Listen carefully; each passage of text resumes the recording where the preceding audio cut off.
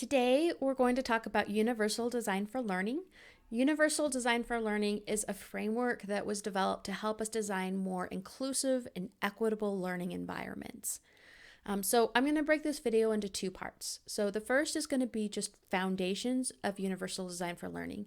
And then there's principles that go along with UDL that help us create those better learning environments.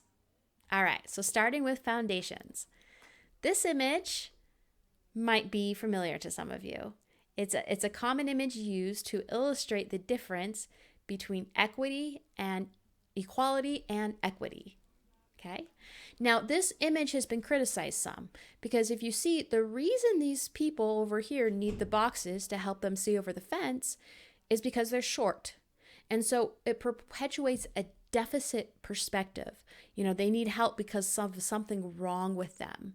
And so there's another image that's come out where they focus on this bottom part here, that there's systems in place that are causing the problem. It's not the height or the characteristics of the individual person.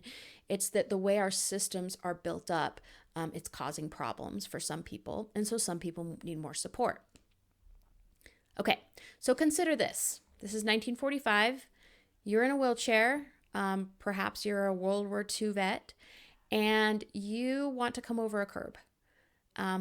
You're going to be very limited in your ability to do that because this curb is designed for people who walk, and you don't walk.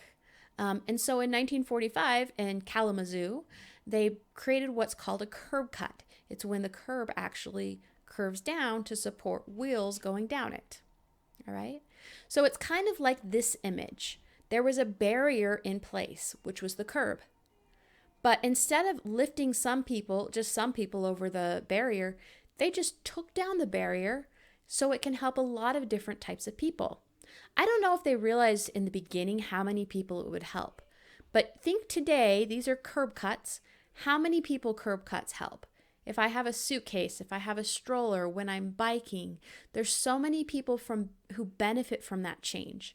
And that's the core concept behind Universal Design for Learning, that we can make changes that help everyone, no matter what diversity we're dealing with.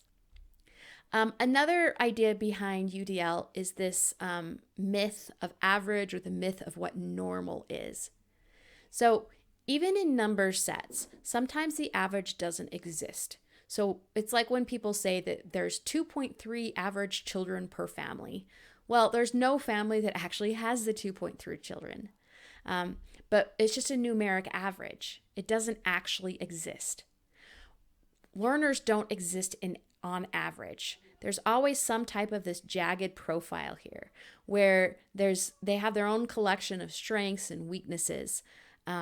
They might have some things which we consider disabilities, such as being on the autism spectrum, having dyslexia, being hard of hearing. But really, the things that help those types of people really actually help everyone. It's the myth that if learning environments are designed on average, they're actually designed for nobody, because average doesn't exist. So here's some architectural examples of Universal Design for Learning. The best examples that are easiest to see are the ramp-like examples because they help everyone get through in landscaping and such.